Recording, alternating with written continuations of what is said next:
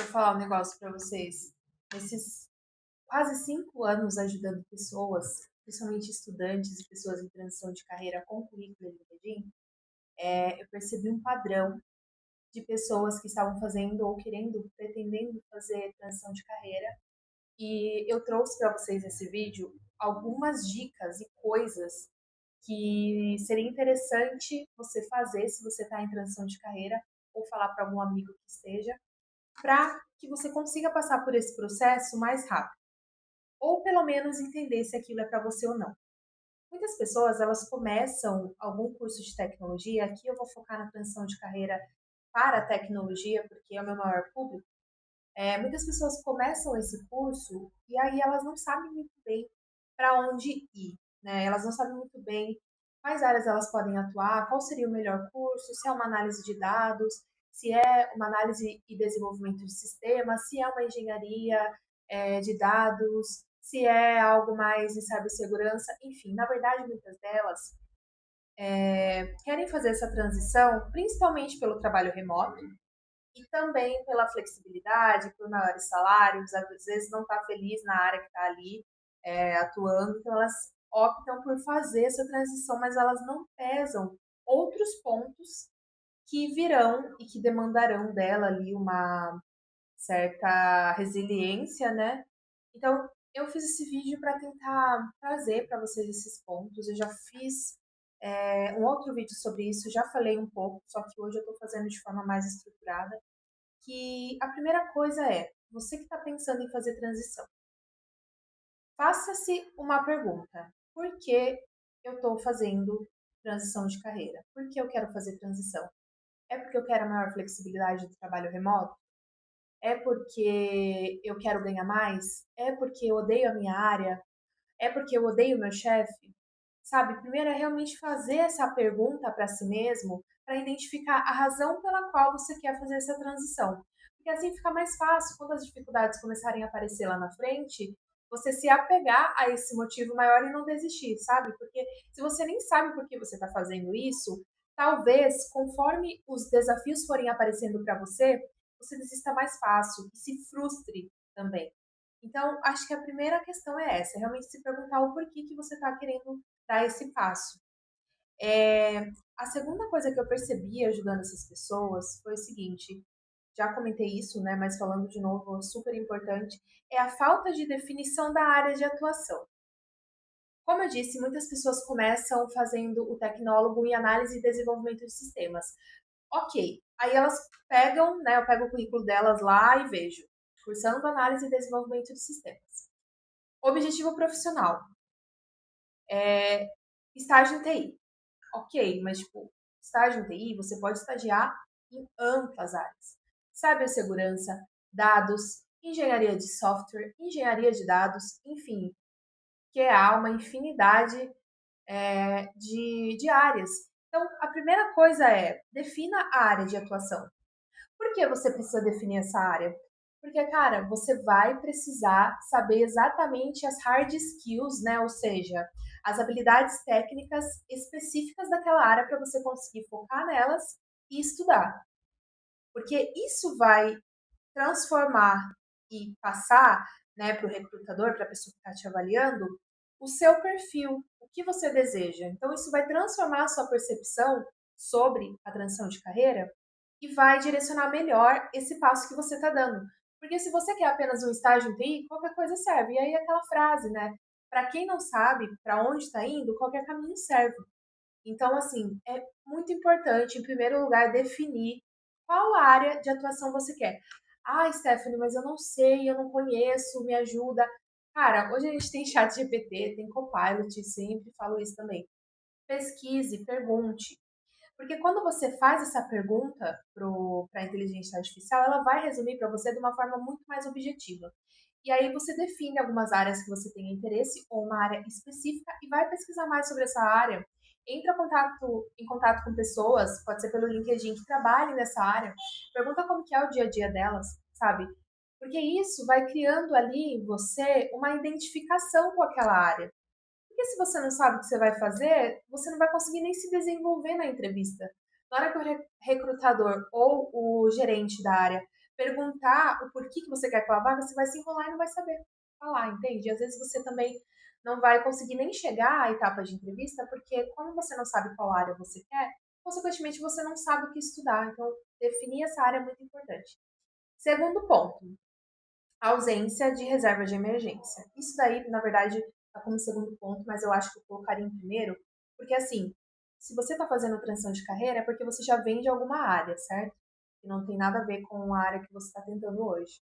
Mas assim, imagina que você talvez esteja num cargo pleno, sênior, especialista, gerente, ou até mesmo um analista júnior, mas que ganha razoavelmente bem, e você vai ter que começar do zero. Então, quer dizer, você vai ter que descer alguns passos. E, consequentemente, se for um estágio, você vai ganhar muito pouco. Não tem como você começar ganhando R$ 5.000, R$ 6.000. É muito raro quando acontece isso. Então, cuidado com esses gurus de internet também. Sempre falo isso mais uma vez. Não dá. Muito mais provável que você comece ganhando um salário mínimo ou menos, que é o que eles pagam para vaga de estágio hoje. Então é importante que você tenha uma reserva de emergência, se não 6 meses, para um ano, né? Para você conseguir equiparar esse salário que você vai receber ao que você recebe hoje. Ou seja, para você manter o seu padrão de vida ou algo próximo do seu padrão de vida. É muito importante ter isso. Tem que ter em mente também que talvez para você conseguir fazer essa transição, você vai ter que ter mais tempo para estudar e talvez o trabalho que você está hoje, você vai precisar deixar ele para poder estudar. Se você não tem a sua opção, ok, tudo bem, mas ainda assim é importante guardar essa reserva, ainda que você não peça demissão da onde você está hoje para estudar, por exemplo, porque é o que eu falei, lá na frente esse dinheiro vai fazer falta, a sua renda vai cair bastante. Então, é de extrema importância. Um erro crasso que eu vejo as pessoas cometendo é elas querem fazer a transição de carreira, elas me chamam, elas fazem o currículo comigo, né, estruturam ali o LinkedIn, mas às vezes ela até tem uma boa formação, ela tem projetos na área, o currículo dela é bom, mas cara, ela não tem grana, então tipo assim, ela não consegue deixar o trabalho dela hoje, que ela ganha X, para ganhar X menos E, entende? Então é importante, se você realmente está comprometido com a sua transição, se você realmente quer isso, você ter essa grana guardada. E é o que eu falei. Cada caso é um caso, mas eu sugiro ter ali de 6 a 12 meses o complemento da renda para chegar àquilo que você recebe hoje. Por exemplo, se você recebe hoje 2 salários mínimos e você vai passar a receber um salário mínimo em um estágio de tecnologia, você precisa ter o equivalente ao segundo salário mínimo para você completar essa renda, sabe? É isso. Outra coisa, LinkedIn e currículos estruturados. Isso é de extrema importância. Eu estou falando aqui coisas, né, que teoricamente seriam para ser coisas simples, né, que qualquer pessoa sabe. Mas às vezes eu pego um currículo e um LinkedIn que não tem nada, que não tá me falando nada ali, tipo, só tem o nome da faculdade, estágio TI, como eu disse. Não, é preciso colocar palavras-chave nas áreas que você quer atuar. Para isso você precisa fazer aquelas perguntas, né? Você precisa também criar um GitHub. Gente, GitHub é o portfólio hoje de quem é da área de tecnologia para você mostrar o que você está fazendo, o seu repositório de projetos em tecnologia. Então, às vezes o gestor está avaliando seu currículo e ele precisa entrar no seu LinkedIn para ver o que você está desenvolvendo. Então, é muito importante que você tenha, que você tenha currículo e que ai, gente, currículo, LinkedIn, enfim. É importante que você tenha GitHub, porque o GitHub é onde você vai colocar os seus portfólios, as coisas que você faz, os projetos em tecnologia, é o seu repositório. Então, ali você consegue colocar bonitinho na descrição as tecnologias que você utilizou para fazer aquele projeto, então é muito importante, tá? É, eu pego currículos que não tem GitHub e eu entendo, às vezes a pessoa acabou de entrar na faculdade, ela ainda não tem muita noção, mas é muito importante isso, sabe? Além de ter currículo bem estruturado, LinkedIn bem estruturado, ter o GitHub ou uma página de portfólios dos projetos que você está desenvolvendo. E é muito importante ter esses projetos, tá? Então não adianta só criar o GitHub e não ter nenhum projeto ali. Porque aí não adianta de nada, né? Tipo, na hora que a pessoa estiver avaliando o seu currículo, vai falar, poxa, não tem nada aqui, né? Então, esse é outro ponto. Falta de participação em eventos online ou presenciais. O que são esses eventos? São eventos de tecnologia. Então, por exemplo, você escolheu que você quer seguir na área de cibersegurança, segurança da informação.